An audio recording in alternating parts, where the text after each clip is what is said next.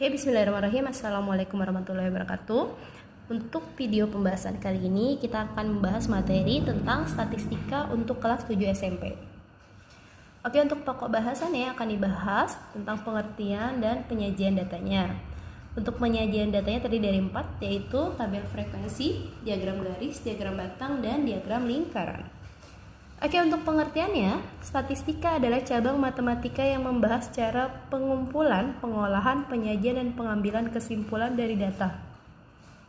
Statistik hasil analisis dari pengolahan suatu data. Sedangkan data adalah sekumpulan informasi berupa kuantitatif atau angka atau kualitatif atau sifat. Datum satuan dari data. Populasi adalah keseluruhan objek yang lengkap dan memiliki sifat sama yang dijadikan dasar dalam pengambilan kesimpulan.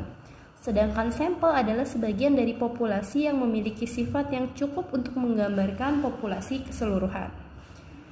Contoh untuk penyajian datanya, diketahui ada nilai matematika dari 20 orang siswa. Contoh berikut akan disajikan dalam bentuk tabel. Oke, kalau kita lihat di sini, untuk nilai 5 frekuensinya sebanyak 4. Begitu pula untuk nilai 6 ada 7, nilai 7 ada 2, nilai 8 ada 4, dan nilai 9 ada 3. Oke, next untuk bentuknya dalam bentuk diagram garis. Oke, itu dalam bentuk koordinat kartesius sumbu X dan sumbu Y. Sumbu X-nya menyatakan nilainya, sumbu Y menyatakan banyaknya frekuensinya. Oke, lalu berikutnya dalam bentuk diagram batang, mirip dengan diagram garis yang tadi. Jadi sumbu X-nya menyatakan nilainya, sumbu Y-nya menyatakan jumlah frekuensinya. Oke, next kita cek lagi dalam bentuk diagram lingkaran atau persen. Oke, bisa dilihat di situ. Di situ nanti kita lihat dulu karena dalam bentuk persen, ingat persen itu maksimum atau nilai 1 sama dengan 100% gitu.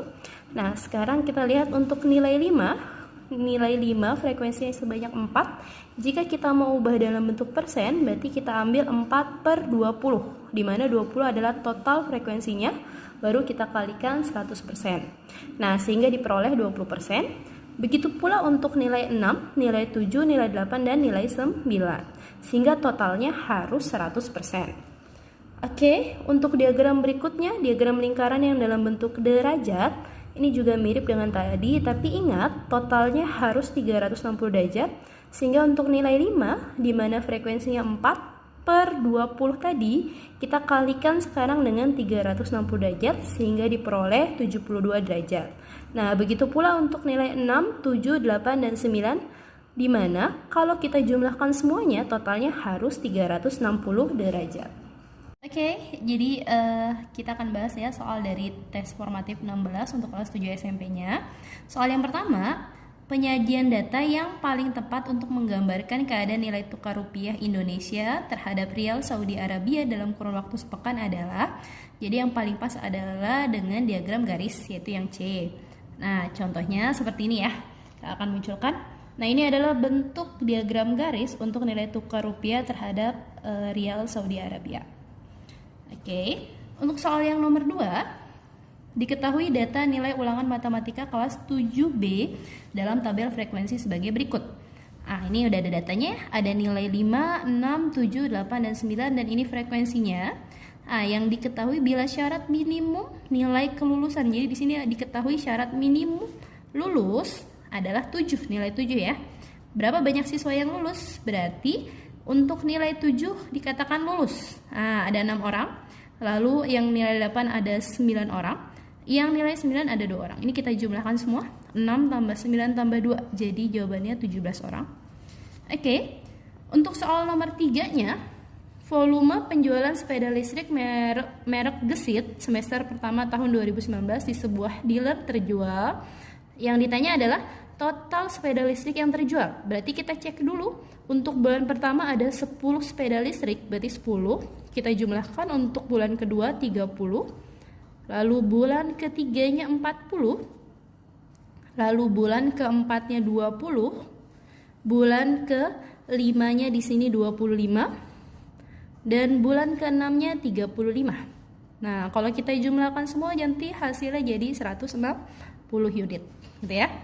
Untuk soal nomor 4, persentase siswa yang nilainya 6 pada diagram di bawah adalah, coba kita cek dulu ya, yang nilai 6 frekuensinya ada 4 orang, sedangkan kita mau ubah ke persen, jadi ini kita bagi dengan total seluruh siswanya.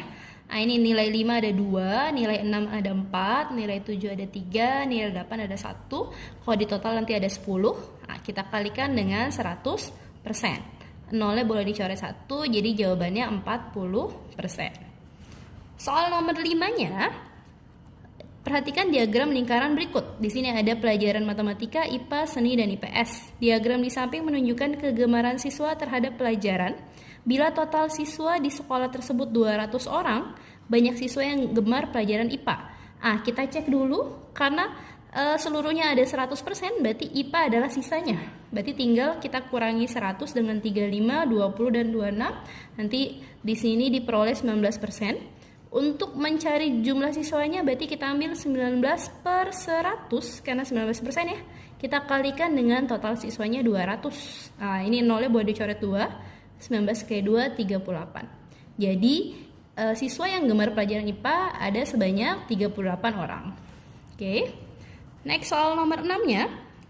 Kegemaran siswa suatu sekolah terhadap 4 jenis makanan di kantin, yaitu makanan A, B, C, dan D, disajikan dalam diagram lingkaran dalam bentuk derajat ya. Nah, lalu bila yang gemar makanan B ada sebanyak 50 orang. Ingat, 50 orang hanya untuk yang gemar makanan B. Di sini saya tulis 50 orang. Nah, banyak siswa yang gemar makanan C. Ingat lagi, kalau seluruhnya pada lingkaran derajatnya 360 derajat, nanti kita untuk cari derajat yang C, 360 dikurangin 102, dikurangin 150, dikurangin 36. Diperoleh 72 derajat. Nah, berarti kita bisa ambil 72 per, pernya adalah yang diketahui. Yang diketahui punyanya yang B, yaitu 150 derajat. Kita kalikan banyaknya B, 50 orang.